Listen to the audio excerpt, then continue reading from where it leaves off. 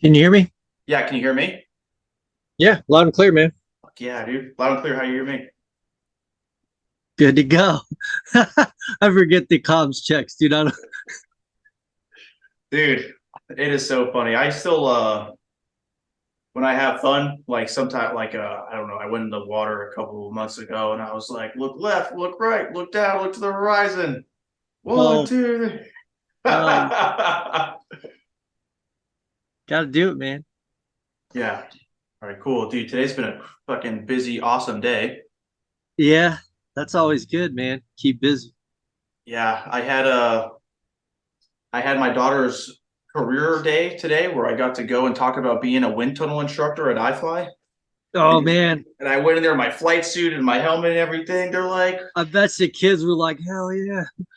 yeah, I got them to like lay on the ground and everything. And I was trying to talk to them about like, I was like, all right, chin up. We want to have a chin up attitude. Has anybody ever heard of that before?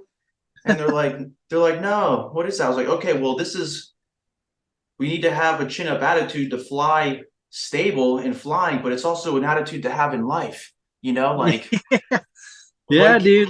So you gotta slip them in there, man. They'll remember that shit, though. yeah, I hope so. That's the point. Yeah, yeah. Okay, cool. So, Good advice. all right. I'm ready to go. What I'm going to do, so I got my Zoom set up here.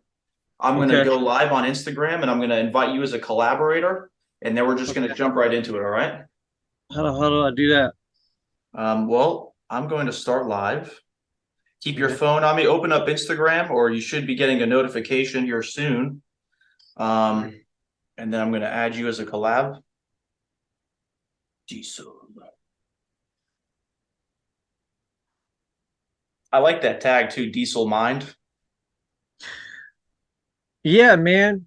Like I mean, my family's always been in my dad ran a trucking company. We can get into it kind of why I chose that, but it kind of morphed into more of a mindset, not so Okay. much diesel trucks or diesel, high performance diesel motors, engines.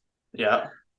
But yeah, it kind of morphed into kind of like a mantra, a mindset, just the way to be, like you don't got to be a complete hard ass, but Right. uh, it's good to, All have your right. own internal toughness. Yeah. Yeah. So go on to Instagram, Mike, and go on to my live video. And then once you become part of the audience, I'll be able to invite you as a collaborator. Oh, okay. And then we'll both be able to stream live on Instagram and then record this video slash podcast on Zoom. And Okay. then Where you'll do I be, click? This is the live video yep. So open up Hap- Instagram and then I should be on your, happening now. yep, I should be on your story as live. Then you'll be Oh, cool. There you go. cool. Sweet. And then just turn your volume down, turn it all the way off, and then just keep the Okay. computer on. Cool. Oh, Yep. So you just accept that, and then boom. shit. Yeah, angle that up a little bit, bud. We don't need to see the Ranger shorts, the deep sea shorts. Yeah, dude. I just got done killing some legs. So, kind of where I'm at in life.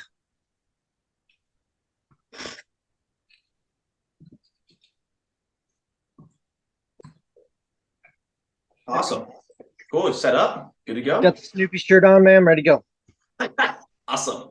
Cool. Well, welcome everyone to the LaFrance Paradigm. Today we're doing a live podcast recording with my former dive prep instructor and chief Navy diver, Michael Gilbert. I've always heard him, I'll call you Mike, right? And now that it's not instructor anymore. There you go. Um, but so you can, if you're not watching the recording of this, you're probably watching it live on our Instagrams. Mine's the LaFrance Paradigm. And uh, Mike is Diesel Mind One. He's tagged here, and all of his info is going to be below in the links for you to follow his journey and his publishing of his new book called The Fouled Anchor. And this is really special to me. It's really important to me that we made this work, and it's really special to me because Mike, I said this to you a little bit yesterday in our conversation, but this is really important to me because Mike is a former Navy diver and dive prep instructor, and one of the first Navy divers that I made contact with upon enlisting in the military before going to Navy Diver A school at the beginning of the Navy Diver pipeline. And amongst with my classmates, one of the biggest things that we were indoctrinated under was like the values and the mindset that it requires to not only become a Navy diver through the program that we're going to be going through, but the type of man and worker that we're going to be upon entering our naval career as a brand new Navy diver. And one of the things that really stuck out with me, not just how you were as an instructor and how you treated us as students, which I later came to appreciate becoming a instructor at the submarine escape trainer and Navy diver, but really being involved in the expression of how it's a small community, not just special operations, but the Navy diver community, how small the community is, and how we need to keep that in mind because there's a good chance that we're going to work together down in the future. And some people lose sight of that once they put on that yellow shirt and they forget, that these are the junior personnel that they're going to be leading and working with and running missions with down the road. And then when you run into that person down the road, it's either going to be a bittersweet experience or if it's going to be an exciting experience. And Yeah. it was an exciting experience for me when we reconnected at Mudsuit. And so I was like, holy shit, you're my old dive prep instructor. Like, wow, this is crazy. Yeah, man. I Um, enjoyed it. That was one of the good commands for sure. really, you enjoyed Mudsuit. Yeah. That's You're, tough. That's probably the toughest command out there, I think. yeah, I believe that. I mean, I heard a lot of the other side of it, how's it a negative experience, but it's like a nature of the beast thing. I definitely don't want to be on here shit talking or like, saying No. anything negative like that. I mean, let's all just be honest that the military is a hard, industry. It's a beast of its own. And then in order to do its job and serve its mission, it requires a certain type of grit and it also requires a certain type of attitude. And you can't have, I'll say this with the Army or the Marines or out in the sandbox, but you can't have happy, fulfilling soldiers. They need to be angry and ready to go to work. They Yeah. have to be motivated by something.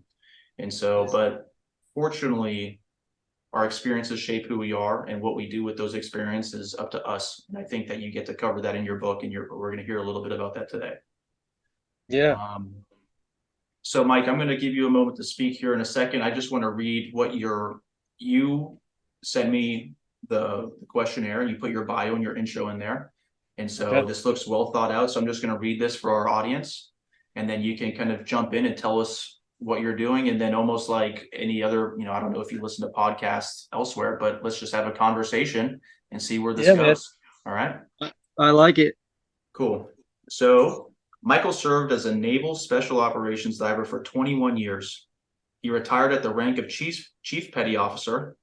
He is active in his small town community and an activist for healthy lifestyle choices through nutrition, fitness, and the latest recovery aids on the market today. He is a newly self-published author of Fouled Anchor. This book, Fouled Anchor, is his 43-year life. It's been a crazy adventure, exclamation point, half of which was spent serving his nation, our nation, in the United States Navy. He challenged himself to put experience and life to paper. He hopes everyone that reads his book and has a moment to connect through truth and adventure. Telling our story is not always an easy task. Lows make ways for highs. The trick is to embrace it all, and everything is a lesson starting from your first breath. And I really like some of the words that you used in there. And I think we have a lot in common. And I think whether or not I gave that short introduction about how you helped forge me into the man with values that I am today as a man and as a parent, but also a Navy diver, but we have a lot in common as well. And you're in a similar lane chasing your dreams. So I respect and admire that. And it's really cool to see that now that it's been 14, 15 years since my first enlistment, since first enlisting in the Navy. And now here we are having a conversation again. Yeah, man. Um, First off, I'd like to thank you, Rob, for taking the time out of your schedule. I know you're busy, dude. You're doing good stuff out there for veterans and just anybody who's involved with you. So thank you for the opportunity to talk about my book. And a little bit about my career and maybe give some positive influence on anybody who, is hungry and wants to get better in life. I feel like we all should, continue and evolve um, throughout your life. You should never stop. You always should kind of keep trying to get better. Every day you're allowed. So that's kind of like my motto now, for sure. But progress, not perfection. But 1% better every day, man. Uh, every day you get a chance. So Yeah. Yeah, it's up to us what we do with that chance, with every yeah, chance. yeah, mindset's a big deal. I mean, I think I tried to impress that upon you guys, the seriousness of the job, because I had just come off some pretty serious duty with SEAL Team 4 when I went to that instructor duty. And I mean, I know if you read that chapter in my book, it was just it was a whirlwind of life. Perfect life storm is the best way I'd like to put it. My dad was sick, and I probably should have been talking to some psychs and stuff on just my experiences and what I saw and what I dealt with and the high risk lifestyle at the time at that command. But and then going into instructor duty is a whole another ball of wax. You want to make them better than you were and set them up for success, but it's a stressful job doing high risk evolutions day in, day out, and challenging the students, the candidates. Yeah. Yeah. And the difference between, the instructor position that you were in versus mine, when I was at the escape trainer, only certain submariners were allowed to go through the course. It's just like going through like the fire trainer or something like that, or in boot camp. It was like an extension of boot camp for the submariners. And believe it or not, I was so upset going to the submarine escape trainer after graduating dive school because I had just been indoctrinated becoming a deep sea salvage diver. And I'm Sure. like, what do you mean I'm going to the school? I'm not going to the sub base where I'm, working on submarines now. Like, but Right.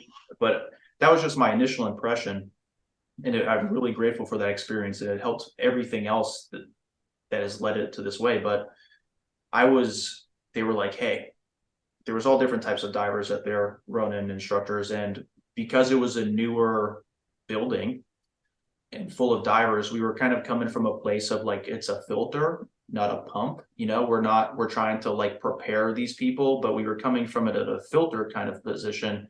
And later, quickly into my time there, it was like, hey guys, this isn't dive school. This is preparing our submarine force to save their own lives when in the event that if Yeah. they like go into it, if they crash into an underwater mountain or they get sucked up by a Turkish freighter or some crazy thing happens, this is something to better equip them for their job.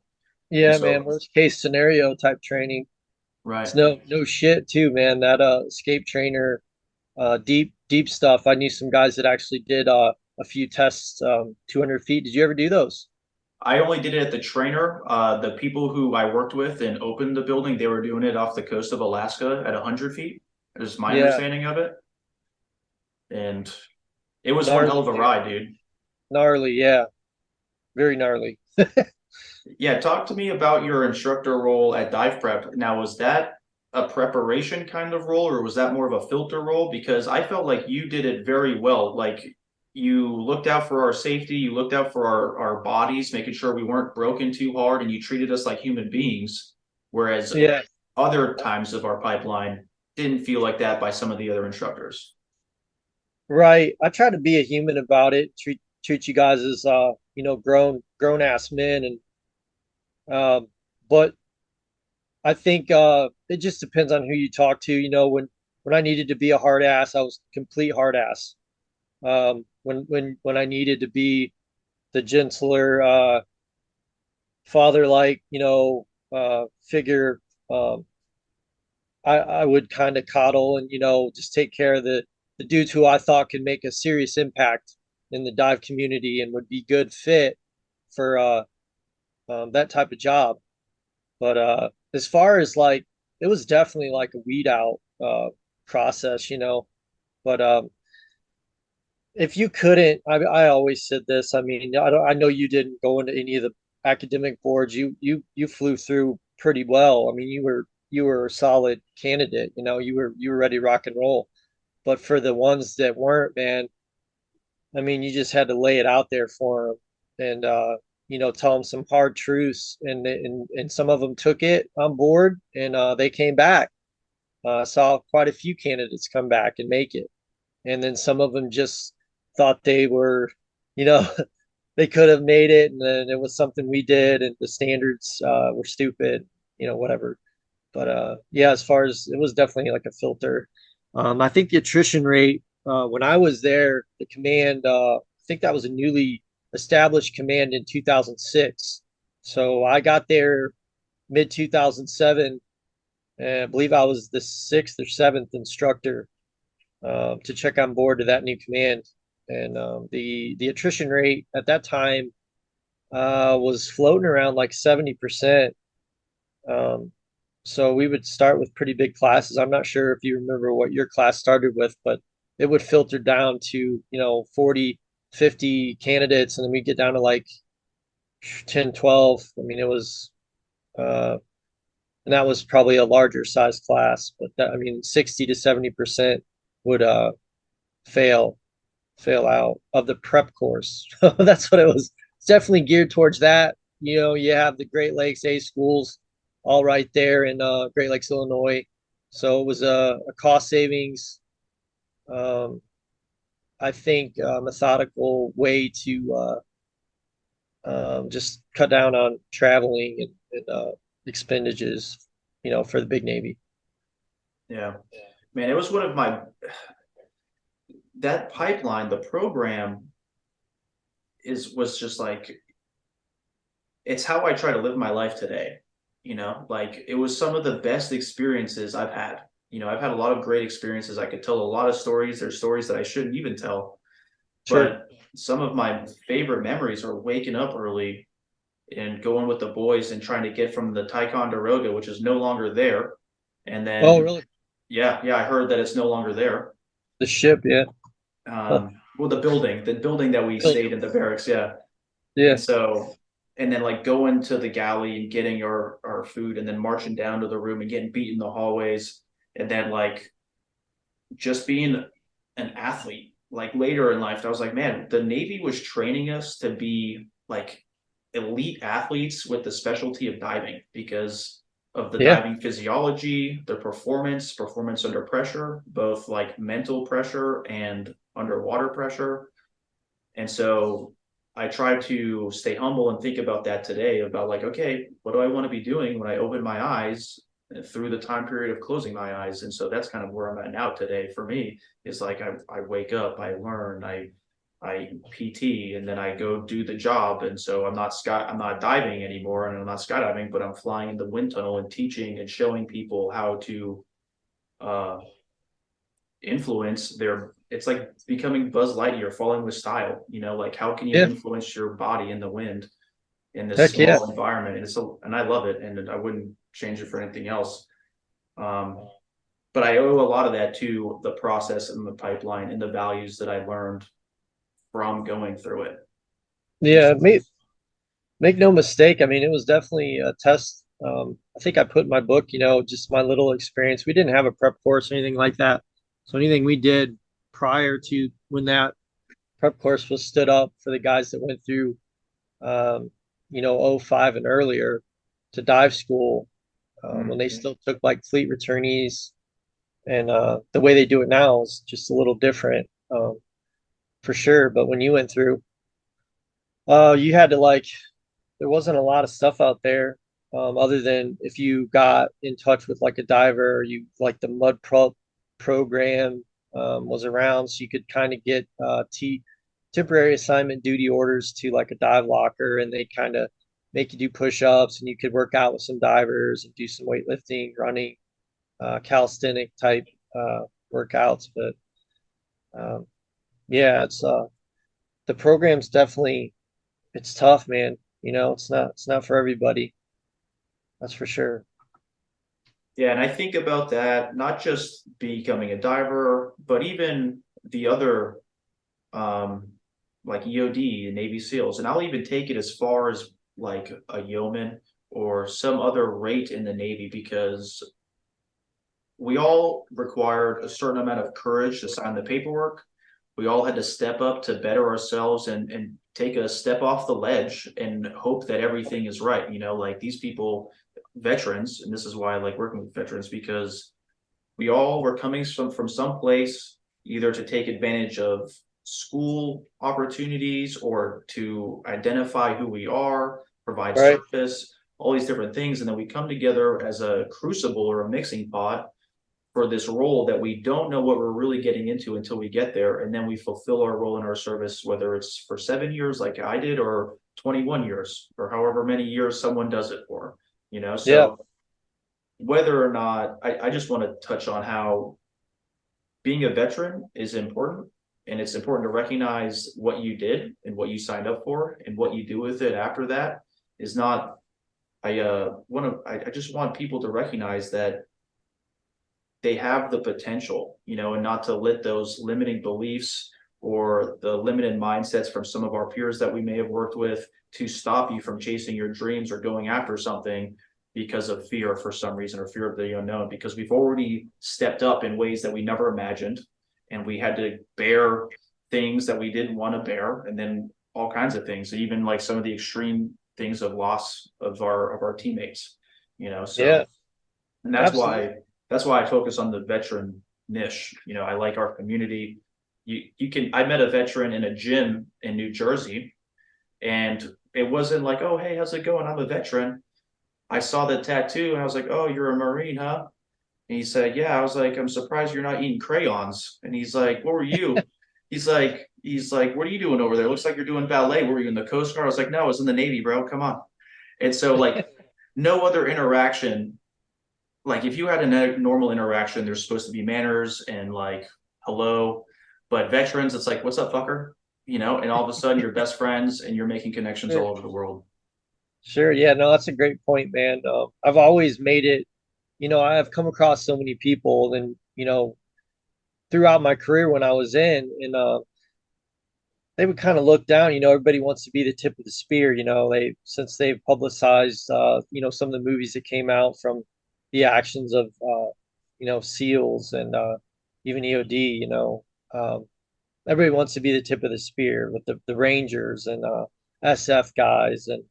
And I've always said service is service, man. Like, I don't care if you took the trash out for 4 years. You're absolutely right. You signed up on the dotted line, and you could have paid the ultimate sacrifice, and it's important. It's important to point that out. And I've had to like uplift people, dude, and like give them a pep talk like on the spot, like whatever job you picked, man. It's what you did, man. Like, be proud of it.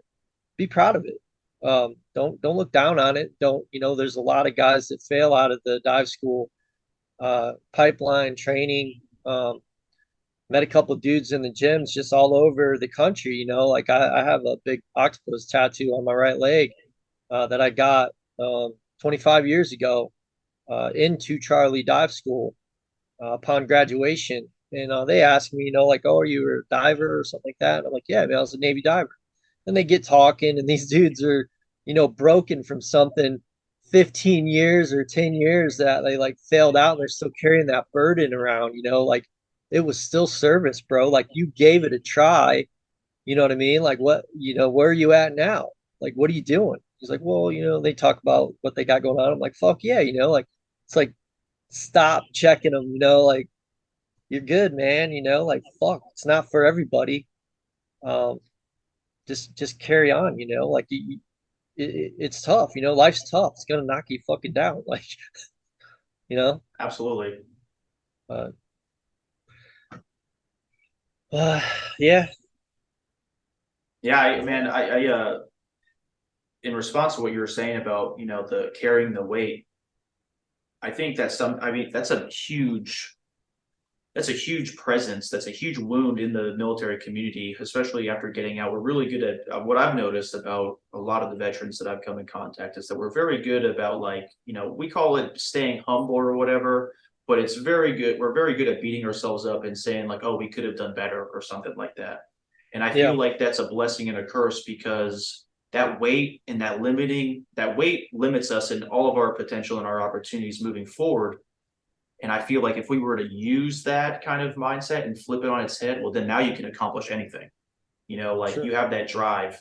Oh, I didn't make it here and I really wish that I did. Well, now I can make it in this area, and that really didn't hit home with me until I was, when I joined the American Legion and I started connecting with veterans from Vietnam or Desert Storm or whatever. And I was like, oh, well, I'm not a veteran, like I'm not a war veteran. I just did service. And they're like, same thing with what you're saying. Like, no, you served, you're a Yeah, veteran, man. and it's Live actually, that. yeah, it's probably good that you didn't see combat for you. You know what I mean? I saw combat. I have to carry that now, you know? Sure. And so that, it was really good participating in the honor guard and connecting with veterans across the generations in different times of service and times of technology, and how we can learn and collaborate together. And if anybody's, one of the things that I loved and was worried about upon my separation was, that sense of camaraderie and the sense of purpose. Yeah. And participating in the honor guard with the American Legion brought that back to me because it's not just like, oh, he quit, you're out, oh, you're going to do 7 years of what else are you going to do? All these different things that we can either hear from people or say to ourselves. It was a positive veteran community that was like, no, no, you serve. Now we're going to be doing this together. This is what we're doing now. And how can we help our local community? How can we still help our veteran community? How can we help all these different things? Yeah, that finding purpose, man, seems like it's kind of hard for some to get that start. I went through the battles at like 9 years. That 10-year mark. I'm not you did 8, right? You ended up doing 8. I did 7. Oh, 7. Okay, yeah, you're Yeah, right there. That's tough decisions. Tough choice, man. I respect the hell out of people who get out after two duty stations or three even. Yeah, I never had a thought to stay, 20 years or 21, but I enjoyed the job, man. I really did. It was a cool fucking job, to be honest. I wouldn't have stayed. I tell this all the time. I mean, I got to see some really neat stuff. I got to jump out of airplanes, blow shit up sometimes, like I taught demo for 5 years. I love demo, man. It was awesome. Like the training ranges it's so cool. But yeah, man, just it was a great job. But I mean, transitioning and retiring was a whole new thing. You had to get used to not getting like 50 phone calls or 20 phone calls and um, a day, and just kind of come into your own and find your niche, and uh, you're not reporting to anybody. It's kind of yeah, weird, or you're not having people report to you or doing muster reports. God bless them. yeah, God love those things. yeah. So, And those yeah, things the fun things that you were talking about, like I love those things too. Like who doesn't like walking on the bottom of the ocean floor like an that was astronaut? awesome. You know what I mean? Yeah, dude. Like working as a team, bringing the Yeah, elevator up and over, and seeing I'll never forget it. One of my favorite memories was we were doing surface supply diving and I looked up and I was watching my bubbles get bigger as they go to the surface, yeah. breaking on the surface, and I'm seeing my reflection look back at me from the surface of the water. And It's it like was, outer space, dude. yeah. And like, I remember you showing us the video of you having that EP in the English Channel when you were doing some stage diving. Is that correct? I don't know if it was an EP, Yeah, but yeah, yeah. That you had to climb the cable of the stage, right? In the English Yeah, Channel. That no, shit looked like that's the space. one. That's the one in the book, dude. And that video's gnarly, man. Like it does. Like it looks like I'm in outer space, like 200 feet, the sediment in the water flying by. It was And flying. yeah, dude, that current was ripping. And that suit that I had on, man, like I don't even know how heavy it was, but we had those pencil lead weights to keep us on the bottom, so we could like walk upright to do our searching patterns or whatever. But yeah, the North Sea is no joke, dude. Like that deadliest catch shit. Like if you've watched that show, that's what we were diving in. Like it was gnarly.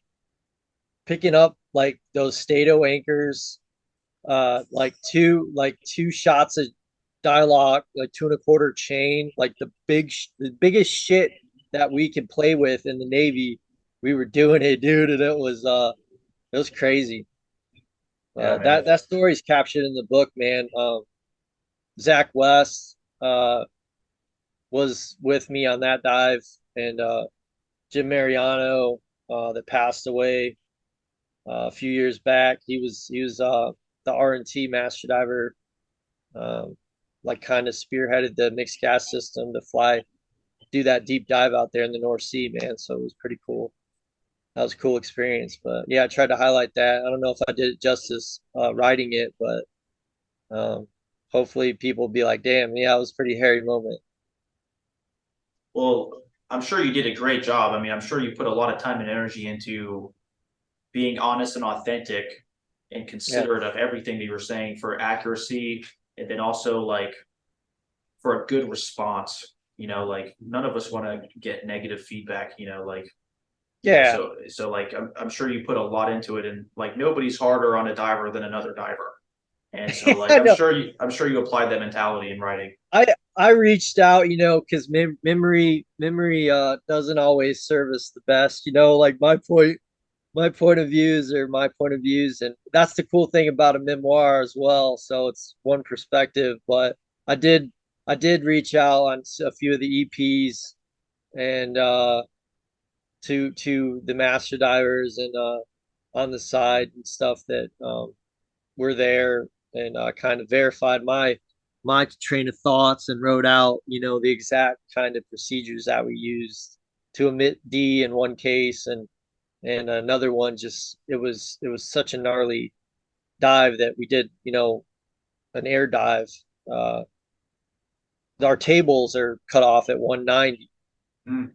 for standard, um, air dives, and we were diving in like 200 plus feet of water in Key West, and we had the gas system too, so that baby can go to like 380. I think it was 385 with the relief settings on that thing, so 300's mixed gas diving in the Navy, and then 190 is where the table's cut off. So if you exceed those limits, you're an exceptional exposure dive. So that's another story in the book that we were training, dude, and it was after dinner, and just I think a little bit of complacency, but I mean we were going through the motions, and um, and just the dive went a little sideways, man, and we had to handle that shit. Everybody on the side. It sounds like the experience made you an exceptional diver. If it was an exceptional dive, little dad joke there. Dude, I tell you what though, like talking about all that shit, like there's more,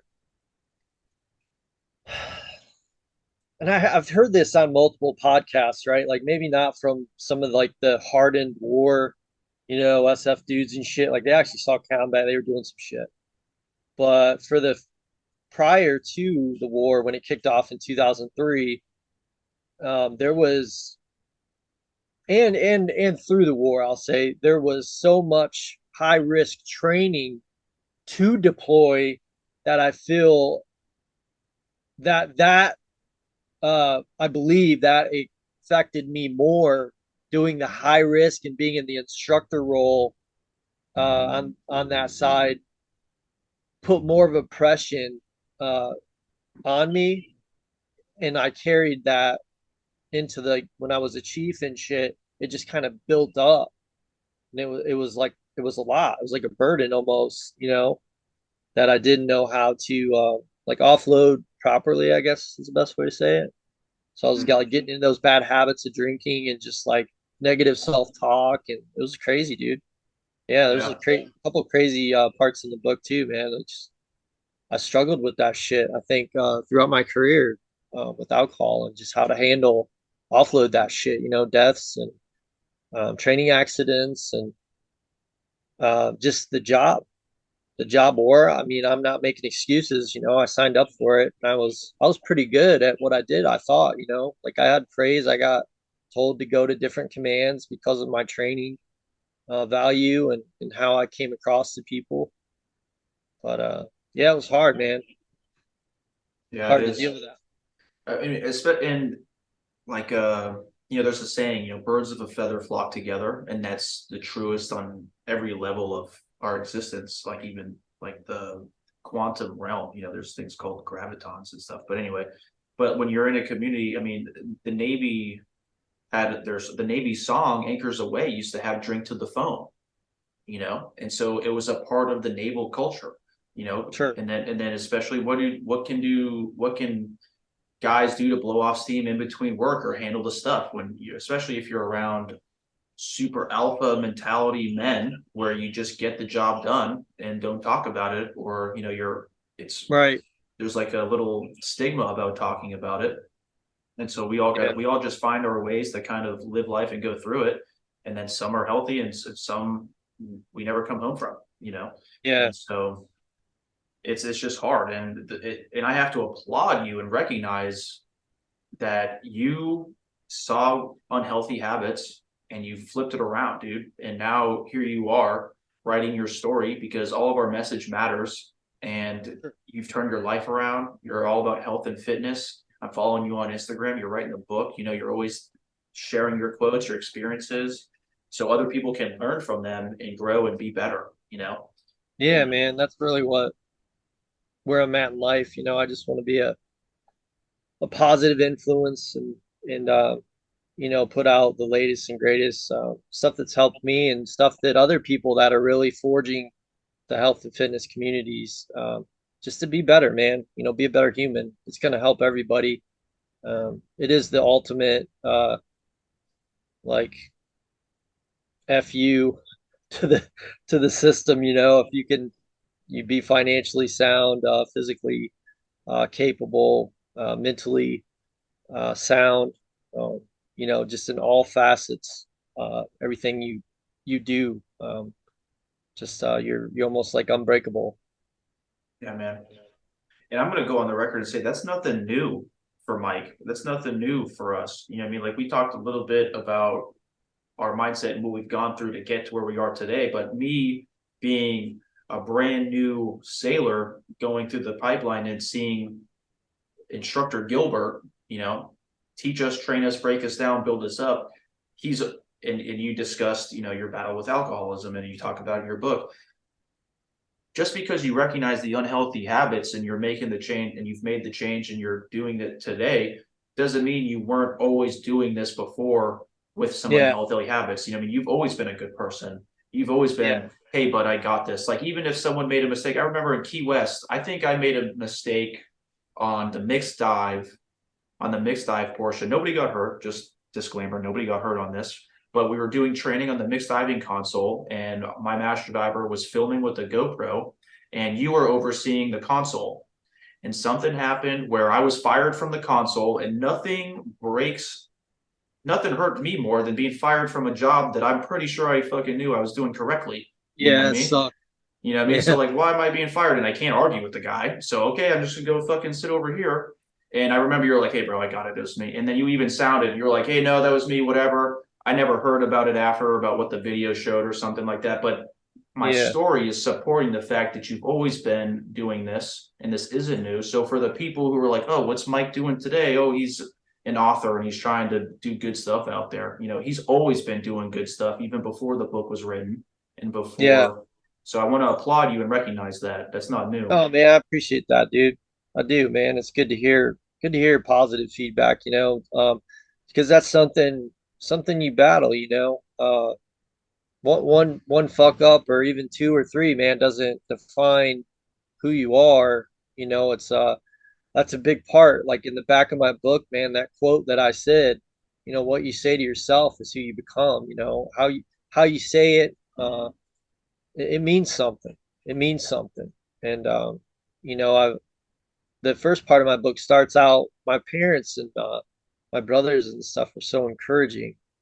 My family, like in anything we've ever done, real positive, and not everybody gets that. They have to kind of either learn that or embrace it or get it from somebody else. Yeah. Even, depending on what stage of life they're in, they might do it as an adult. They'll attach to somebody that's such a positive light they're like, damn, how did this person get that way? And I'm fortunate that whatever spark I have in me, blessed that God put it there because I have been, dude, in the lowest of lows, for sure, man. And I've had to face some shit, mostly self inflicted, but it's all for the best. And who I am even now is just such a better person, from even when I first interacted with you. Because I know I there's some students, hate me or love me, uh, being tough or giving them love, depending on what version you got, what class, you got, you Yeah, got. But it was all out of love, dude. Like I was just trying to make people better, man, for yeah. sure. I see that, and that's probably why my experience is what it is. It's a positive experience working under you.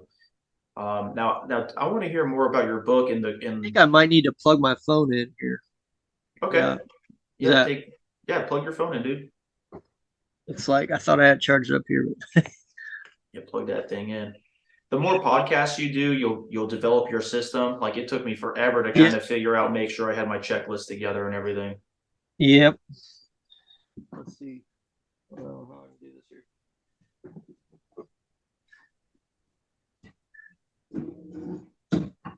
Some makeshift craziness.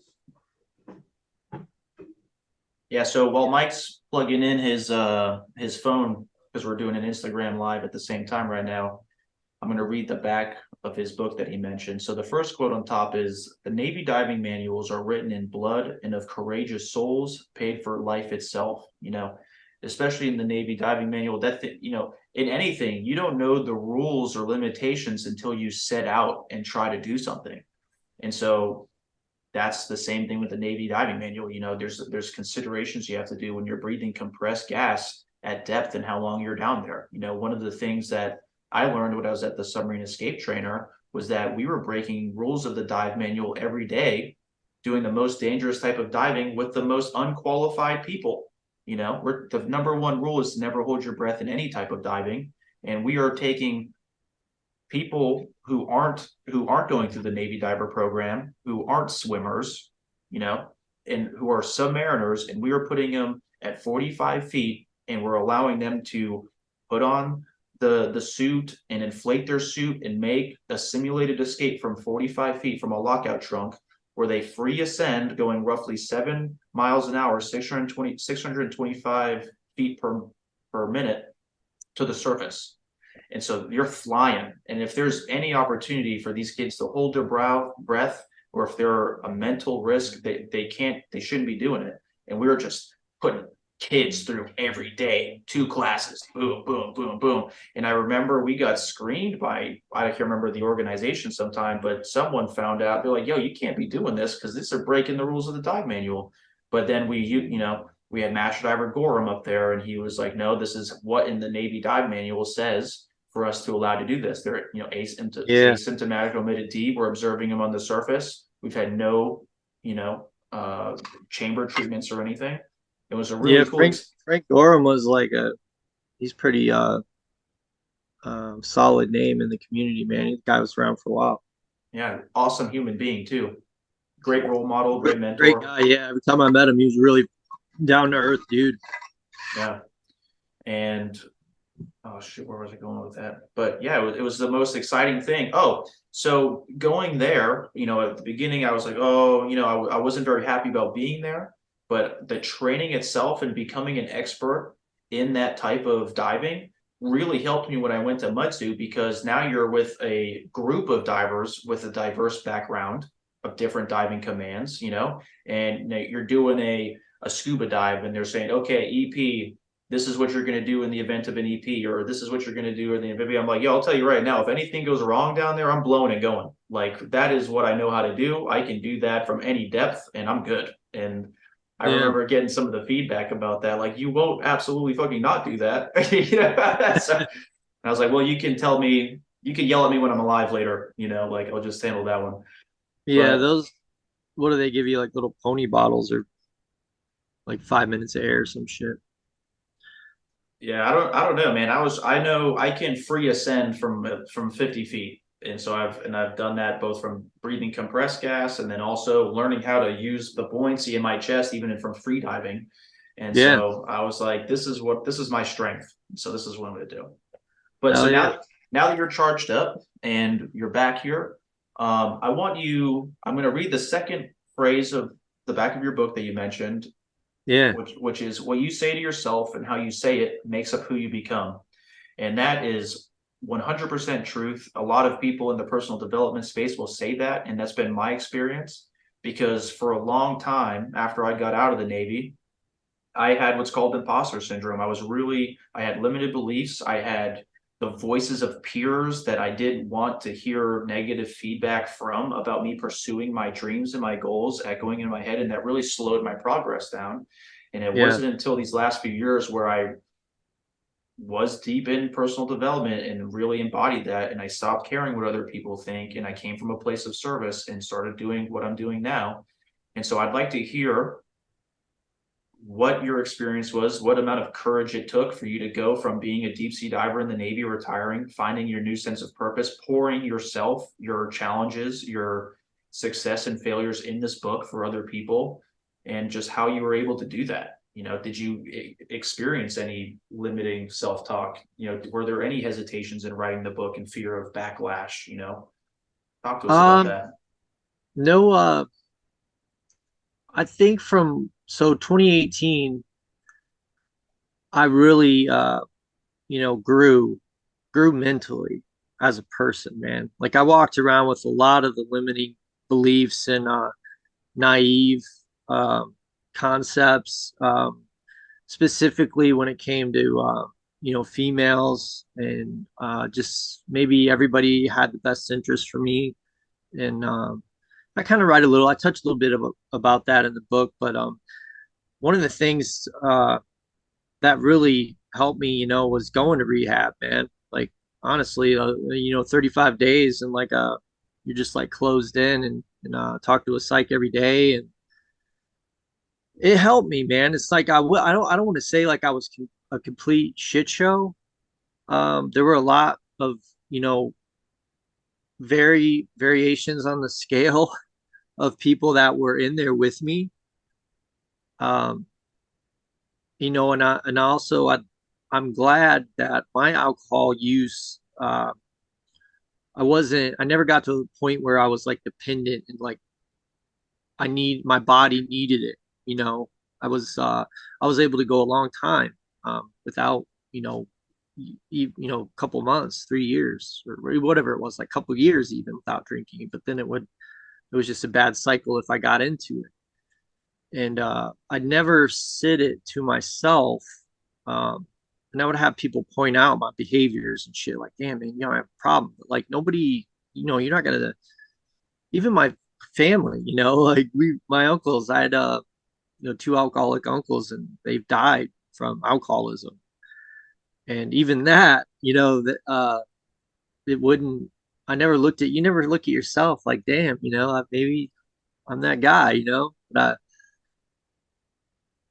when I said it to myself, it was like almost it counteracts everything that we've kind of been taught. Like I don't want to be a quitter. I've heard this in other people talking like they'd rather die than quit something. Like, and I think that's it's a limiting belief, right? Like if you're a shitty person, why wouldn't you quit that? Like why wouldn't you quit them donuts? Like why wouldn't you quit sugar? Why wouldn't you quit alcohol? If you're a better person without it, you don't need it in your life. And that was the first step, um, honestly, that quote came out of, was just me telling myself that I was not in control of who the hell I wanted to be while I was, drinking alcohol in any capacity. Like I had to quit or it was death. And I went through, that process, man. And like you said, I mean, I heard it from your mouth, like you're always a good guy, but you can have these. habits and hangups and shitty um, lifestyle choices that completely will cripple you and make you into someone that you're not.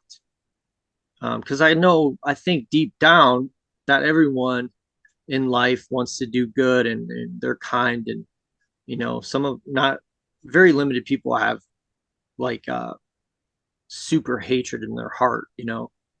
We're all pretty even killed for some people, even if they have horrible childhoods and shit. Like they get past that, but the trauma that we carry around, it compounds when you're an adult. And I've spoke about this before. So the worse, the harder you are on yourself with self talk, um, it just compounds with if you say you have a bankruptcy, say you've been through a divorce, say you did get a DUI.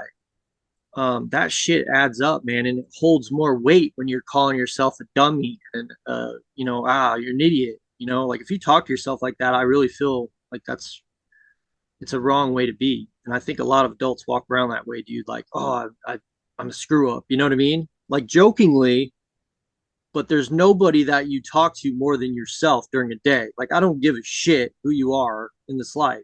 Like, like we're talking a lot right now on the podcast, but bro, there's 24 hours in a day, and you got to put up with yourself.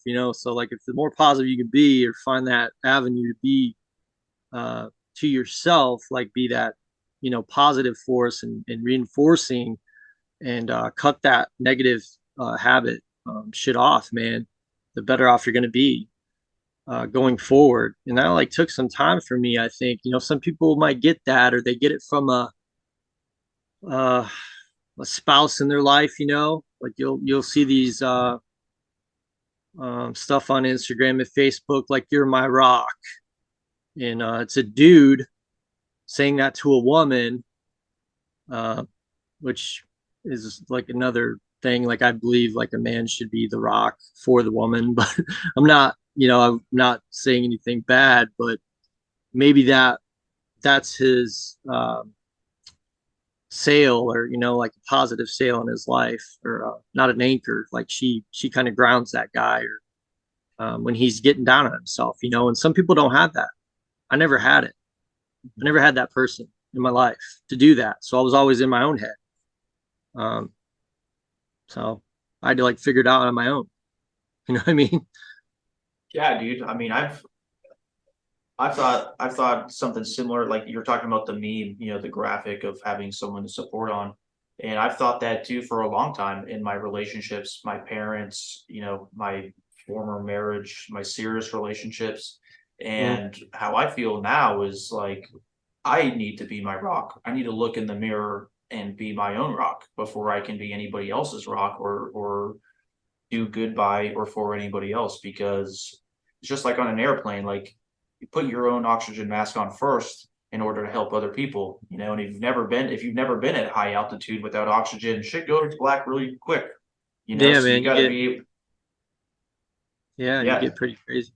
Yeah, so so one of my biggest things is, before I look outward for somebody else to, complete me in some way, I have to be whole myself.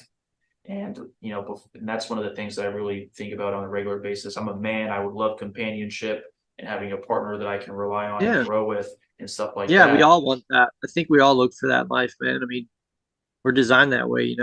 Like God designed us to be with somebody, and you're better off with um that softer side um to the masculine. As a man, that's how I feel. Yeah. But society's kind of flipped on its head a little bit when it comes to shit. But the craziness and such going on with the woke mob and all. I try to fucking keep that to at bay, but I mean, it's just so like they try to put it out in your face in these advertisements so much. It's like, damn, damn, people are gonna be people, but I Yeah. think you just heterosexual people don't want that in their face, bro. Like they're like such a small demographic of the population, um, that why we're catering to that lifestyle or ideology. I have no idea. I don't know where I got on that rant I though. think I think that's why it's important that everybody who feels like they have a message to share shares, because our message does matter. And right now you kind of touched on like values. You know, Yeah, we're discussing our values. And if we were to think about relationships and households, and if they're staying in contact or if they're falling apart, the values and our country's values are falling apart alongside of that. I remember yeah, the hearing standards. yeah, in dive school, they said the standards won't change, but you will. And I embodied that. Like that is who I am and how It's I apply true. myself to everything. And so Yeah, that's what I try to preach. I want my daughter to understand that. Like it's an ever changing world. There's nothing about that. However, what we can do is hold share our yourself. story, hold ourselves accountable, share Yeah, our stories, write these books, share our values. So the people who are looking for mentorship, for the people who are looking for some big brother or values or taking components of what they like and putting the things that they don't like so they become the best version of themselves in this yeah, journey of life is really important. And so I want to go back into talking about the book. I yeah. want, tell me, which is a great transition. I'm going to seize this teachable moment, seize this transition is, talk to me about, your top 3 points of the book for the listeners or the viewers right now, so they can go out there and get it, because we've discussed limiting beliefs. We've talked about Yeah, your journey. So why don't you absolutely. tell me about Uh, that? there's a couple big points in the book. I think one being in an early childhood or any throughout your life, encouragement. That's huge, man. That's we all need that, right? We may not all need the pat on the back every day or personality type, but regardless, if you're going out and you want to do good stuff in the world, it's always good to hear good feedback. And on the opposite side, a little constructive criticism as well, because that helps too. But encouragement, I feel like, made me the character I am throughout my life, and I try to instill that in my daughter too, and anybody I come in contact, man. Just people have off days, people have shitty days. Um, nothing wrong with a little bit of encouragement, to kind of get you on the right path again. Because we Yeah, all we all go through struggles. Everybody's got their deal, right? So that's a big message, I think, in the beginning of the book, and in the middle, I try to what you were just saying. Like if you put your oxygen mask on first, they tell you to do that. So if you're not taking care of yourself, doing what's good for you to make you a complete person on a daily basis, you can't help anybody.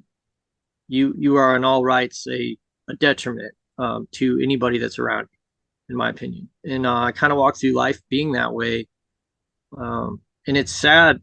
It's sad to say that, but it's the truth. Like I wasn't a full up round of a person, like complete. And I feel like I've transitioned to that in the last 5 years, to be brutally honest. Like even made chief. I was a leader amongst men in the U.S. Navy, and I don't think I wasn't complete. I wasn't. I didn't get everything that I needed to be 100%. I guess, if that makes sense. Mentally on the mental side, and then obviously I was handling stuff wrong with the drinking and you know um, the emotional side. You know, not handling it right, but yeah, man. Just so self care. Can't take care of anybody around you if you're not taking care of yourself. And some people can't even point out what the hell their bad habits. So I mean, just getting doing some of that self reflection, man, looking at yourself and being honest, dude, being accountable. Um, I mean, it sucks that I had to face that shit a couple times in life, but I am on the right path now, and it's because of those mistakes um, that I've grasped that concept. So I didn't have that back then, but I do now.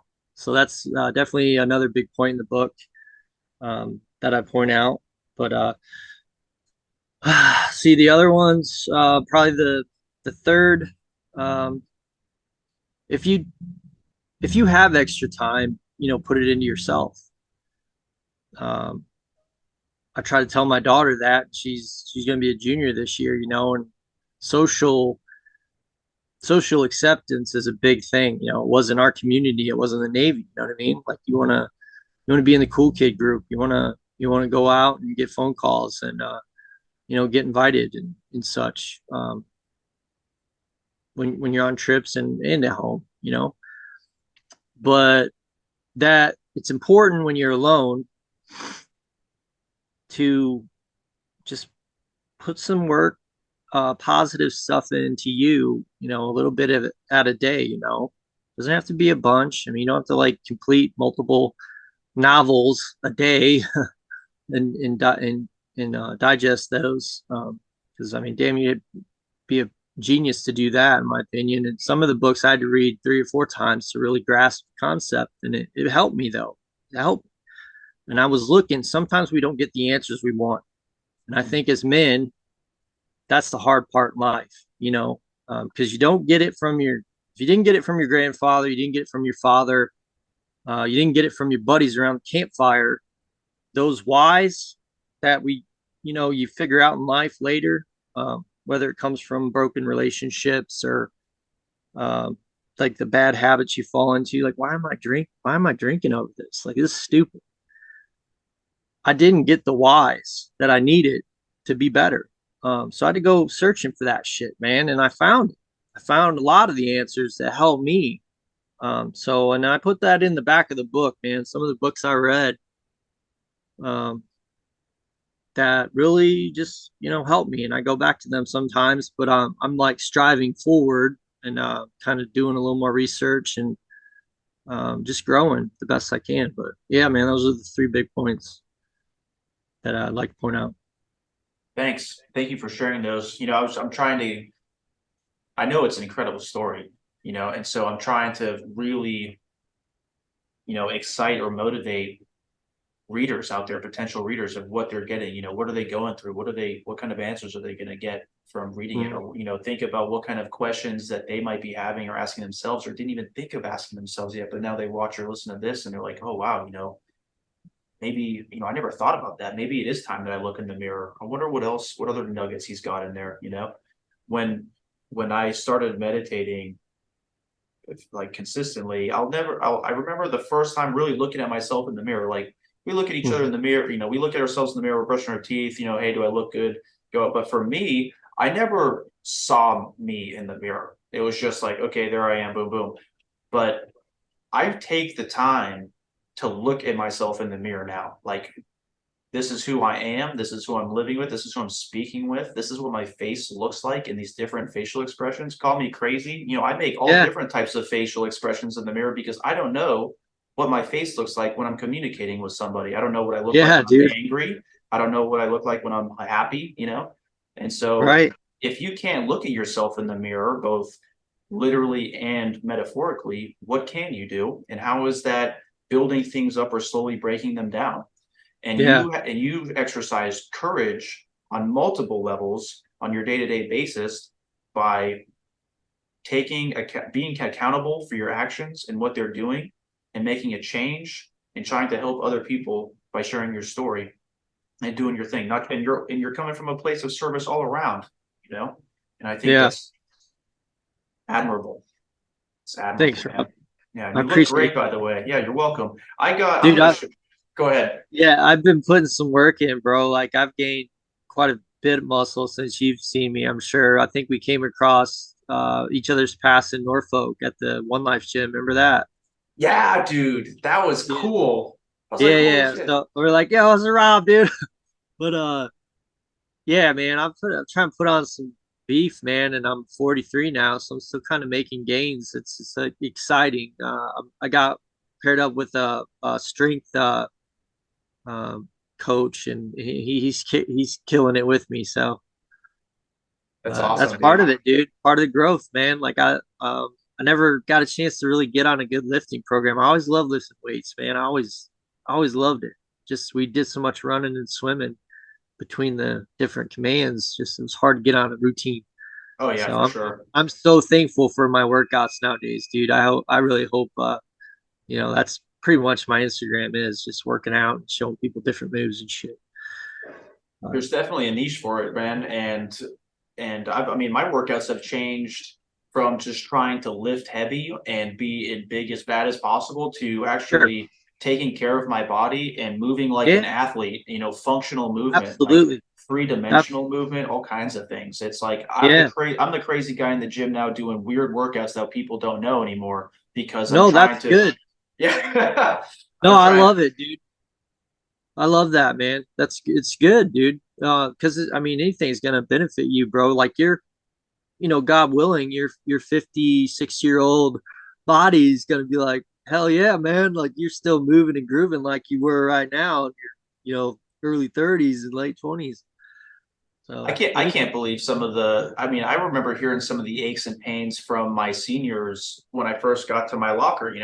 I was 20 years old and I'm looking at, big men, 28, 32 years old, and they're in whatever condition, they're talking about their aches and pains. I'm like, holy shit. And then as I've gone through 27, 28, 32, I'm 34, I'm like, yo, I'm in the best shape of my life. Like yeah, I'm getting it. Yeah, yeah, I'm it's proud. Yeah, anything I've done after retirement, I'm super proud of keeping in shape and kind of holding that torch, for like young yeah. dudes to be like, yeah, this 40-year-old's getting it. Yeah, well, I'm glad you're holding a torch instead of a burrito because do you remember this picture? Dude, yeah, oh, yeah. Do you still I have love you it? guys. I think I do, man. I love you guys for that so much. Man, that was such a great time. I was like, this community is awesome. Those breakfast burritos, dude. Taco Bell breakfast burritos. And Damn though it. and then I have this album. And then so for those of you who are watching or listening, what I'm doing right now is I'm showing a picture that my dive prep class 9030 ND gave Mike Gilbert, who we're speaking with right now, a photo of him that we captured of him eating a breakfast burrito before our morning Sure. beatdowns. And so this guy, even after surgery, I think you had surgery around that time too. And I remember seeing Yeah. you do air squats over on the poolside while we were swimming laps. And because so what we did is we gave him this airbrushed megaphone of him eating a Taco Bell breakfast burrito, dripping as our going away present. Yeah. And you loved it, dude. You loved it Oh, when we dude, gave it yeah, to I laughed you. my ass off. It was funny, man. So You it guys was were a a good class. I have a couple videos, CDs that some of you guys gave me or whatever, but it was man. good, man. It was a good time. One of my fondest memories was when it was the EOD prep class and our class, and we were lined up around the other pool deck. And you left the doors open, and it was wintertime. And we're doing 8 count bodybuilders. And the pool hall started filling up with steam. Like when we Yeah, started, we could see across the pool, but by the end, I couldn't see the guy to the left or right of me. It was just so full of steam from the cold out there and the hot heat from the pool and us putting work in. It was like a scene out of a movie. sure, yeah. I'm surprised they didn't put that in Steam that. bath. Yeah, what'd you say? Steam bath. Steam bath. Yeah. Yeah, yeah. That silly got hot, man. It seemed like What was the Coast Guard swimmer movie with Ashton Kutcher and The Guardian. The Guardian? Yeah, yeah. So for because people are like, oh, have you ever seen Men of Honor? Is it a lot like that? That was an older time frame. But for me, Yeah, my training pipeline was more like The Guardian.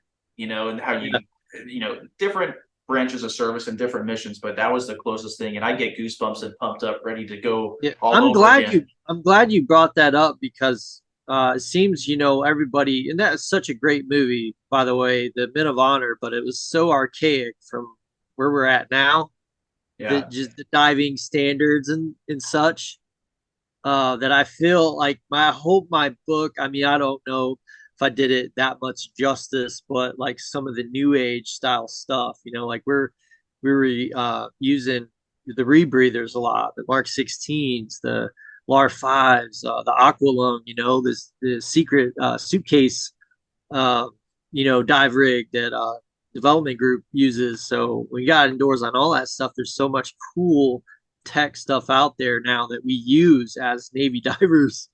attached to these guys, So I hope some of the diver propulsion vehicle. That was one of the last dives. I put that in the book. I saw it on Instagram, the Navy Instagram page, and Oh, cool. the DP DB2? V, Oh, V. yeah, yeah, V, the vehicle, the little mini sub that Yeah. you combat swimmers use for long range reconnaissance or whatever they're doing. But yeah, man, that last dive was pretty cool. It's like something out of a spy novel, but that it was a scenario, scenario based training Yeah. for the SEALs to come in and make contact and get me out of there because I had to I got discovered when I was doing my intel drop. Like I got made by a bad government, another government agency. So yeah, Oh, yeah, man. middle of the night, dude, one a.m. Man, I'm really jumping in off the pier, going a little DPV out to a fast boat, and hauling ass back to the safe house. It was pretty cool. That's cool, dude. It That's doesn't get awesome. any cooler than that. I was like, dude, I need to write this shit, man. Like, dude, everybody tell me like I've been to helicopter wrecks and shit. There's a wreck in there. I swear to God, it was a wreck, dude. Like to this Wow. day, yeah, it was dumb. Like a reserve unit. We're all training in Nevada, Hawthorne. It's like they used to build the A bomb there, dude. It was an old like army base, so now it's a reserve base. We do some training there, but um, yeah, this helicopter just like reserve it went like on its side and just landed hard, broke landing gear and shit, and just some weird, just when you're in that long, you go through some weird shit. Yeah, man. Yes, but I don't have much, I don't know how much more time you have. I just have a couple more questions for you, and then I can let you enjoy the rest of your Friday afternoon. yeah, man, I'm good if you're good. I think we covered quite a bit. All right, cool. Because like this could turn into a 3 hour Joe Rogan podcast of just sea stories and thoughts. Sure, Um, dude. so first, where can we get your book? Where is your book being sold? Where can the Uh, people listening and watching get your book? yeah, so on my Instagram, I have a Linktree account, the Diesel Mine one. If you go to my Instagram, um, there's various places that once you click on that link tree, it's barnesandnobles.com. You can get the soft cover edition or the ebook, I believe there. Amazon books, you can get it there, the soft cover. I don't know if the ebook's available. I think it is. See, even Walmart's selling it.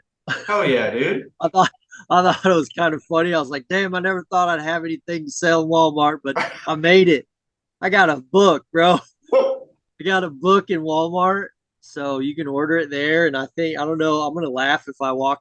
I kind of avoid going to Walmart, to be honest. So um, but yeah, so the publisher, bookbaby.com, you go to there and honestly, it's got a SKU code um, that you can just give the title name and just any book, various bookstore, your local bookstore. They can look it up and order it for you, I'm sure. Uh, Nice. Nice. And yep. was it easy to write the book? Like as far as like getting it written and publishing it? That was a process, dude. Kind of had a little hang up with the editing. Mm. It's clearly a diving book in um, feet and seawater and such in depth. And so a little, I don't know, the first time editing through, they changed all my feet to inches. It was weird. It was odd. So it was difficult. I would say the editing process because it wasn't self-publishing. I didn't have like I had to reach out to a couple different editors, and there's still the book has a few like two or three like misprint or word got cut off or something weird, and I didn't catch it Mm. upon my final reviews and stuff. But other than that, I mean, it's really well edited. I think grammatically and phonetically and all that. But um, so that was a process. It's a learning process, man. I Yeah. mean, honestly, that's a whole nother podcast. To be honest, I mean, it was a process. I've heard that writing books is a pain in the ass. Like Yeah, like even Tony yeah. My Robbins, he was like, I would fucking rather die than write another book. It's yeah, yeah. I mean, I just thought I had a cool story, you know, like Hell just yeah. a story of hope, you know. There's hope, you know, and then along the way, I kind of did a cool job, and I had a different upbringing, and um, so yeah, you know, just I thought I would never thought I would write a book, to be honest. I thought I had thoughts about it, various thoughts, kind of. I don't know if God put those in my head or you know, just looking at other people maybe uh, out there that were writing books. So that I mean that's always not keeping up with the Joneses or anything, but I just had some good stuff to say, man. You know, Yeah. positive stuff. It's a positive book. As much as I beat myself up in it for good reason. Um, you know, just good lessons. Nice, man. And so you're focusing on the fitness industry now and being continuing being a role model and example and helping people better themselves. What are your top three priorities now? And what are you doing to accomplish them? Probably one of them is probably promoting your book. Yeah, man. You know, I'd like to keep promoting that and get a little more in depth on some of the chapters with various podcasts if that comes down my uh, way. Just doing good. Trying to spend as much time with my wife and my kids. We have I have three step children and my daughter who just turned 16 a couple days ago. So got a big family, man. Got my my dream house on 13 acres in Nice. Hillsdale, Michigan. So we got a camper, dude. I'm a camper guy now.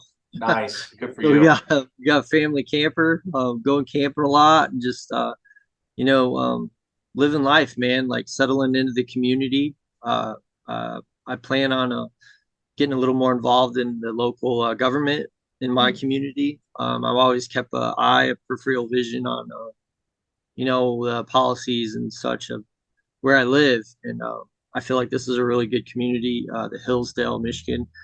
It's conservative. There's a small college here that teaches you know, conservative values and education. It's a private school. So, yeah, it's just kind of get involved in that a little more, man. And you know, just be the best I can. Be the best for my kids. Show them right. Be there for them. And just teach them, you know, to be good citizens in society. Honestly. Hell yeah. Hell yeah. Me too, dude. Me too. My daughter's 7 and I'm just thinking about the every day, like, Yeah, because who does she look up to? She looks up, our kids look up to their parents, they see what 100%, we're doing, they see how we're living life, like I think about it all the time. So, 100%. how I live is how she sees, and I want her to know her worth, know her opportunities out there, learn the values and principles, and have good expectations and contributions from others and to others. Yeah, Oh yeah. heck yeah, And Rob. another thing, as you're looking into your, participating in more service in your community, I don't know how many more high risk things you got left in you, but if you have a volunteer fire department or a fire department, dude, our Yeah, skills are super transferable. I went oh when I yeah, was I was a volunteer firefighter in East Haddam, Connecticut before I moved back down to Virginia Beach, man. And yeah. it was a hard decision for me to move down here, dude, choosing between firefighting and being a body flight instructor because I've always loved skydiving, but dude, there's nothing like climbing on top of a burning building and cutting a Yeah. hole in the roof with the team, bro. And Oh, shit gee. is, you know what I mean? Like, hey, you go over Yeah, there. Hey, you grab the ladder. You know what I mean? And so these smaller communities, they're, hometown heroes. They're mechanics. They're born and raised in the town. They're firefighters. yeah, People like us, and this is just knowing that the military has spent hundreds of thousands of dollars of us on us training to run and organize a team, run and organize hose, air. We jam our tanks with Bauer compressors. So it's like super transferable. Even being a fire police might be something that you could participate in because yeah, if you can show up to an accident and manage the scene and control it and make sure everybody's safe, they would just super appreciate it, you know. yeah. And so same thing with the American Legion. I'm sure your town has an American Legion. Most of them are pretty good. VFWs are from what I've seen. Yeah. They usually have a bar, so maybe stay away. Well, the American Legions are really good. Kids baseball. Rob, put me on hold here a minute, man. I'm gonna go. I got done working out, so I drink like a ton of water, dude. I should Yeah, have. no, we're good. Hey, everybody, All right. Mike, thank you so much for your time and participating. I'll send you all this info. Everybody tune back in. I'll drop all the links below, and make sure you like and follow Mike's Instagram page and buy his book everywhere on Walmart. And I'll send all the details out later for you to follow. All right. Thanks a lot, Mike. Appreciate it. Really do. Thank you, sir. All right, great. So thank you for listening to today's episode. All right, it was incredible. It was great for me to reconnect with my former dive prep instructor and colleague. And I'm so stoked that he had the courage to write his story into a book for future veterans and current veterans, to learn his story and really maximize their experience in military service and in their life, both in the military and civilian. Okay. If you like what you heard, like this post, comment below as far as what you learned, and if there's anything that you can add to it, share your experiences. I really like to create a community of growth, and so if we can work together, and so the next person shows up, they can scroll through the comments or the feedback, see what you talked about, and then they can go directly and listen for that because it's something that they're looking for or didn't even know that they were looking for. It's all about adding value. Okay, I really like the expression, the rising tide lifts all ships, and that courage is contagious. So by you participating in these kinds of uh, posts and events, it really gives us the opportunity to help and give back others. All right. Give back to others. All right. Thank you so much. I appreciate you. Have a good rest of your day.